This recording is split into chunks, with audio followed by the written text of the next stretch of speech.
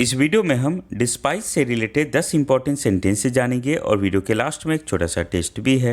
Despise का मतलब होता है घृणा करना, तिरस्कार करना या नफरत करना। फर्स्ट सेंटेंस है, papa despises dirty rooms. We should not despise anyone. We must not despise poor people. Always love, never despise other, never despise someone for their looks. Next sentence है, I despise people who fight. Didi despises wasting time.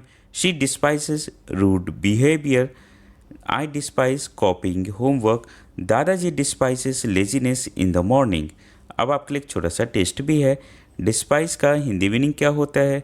दो option है, रास्ता दिखाना या घृणा करना। सही answer video के कमेंट सेक्शन में बताना है। इसी तरह के और भी वीडियोस के लिए हमारे इस चैनल को आप सब्सक्राइब कर लो। All the best for your upcoming exam.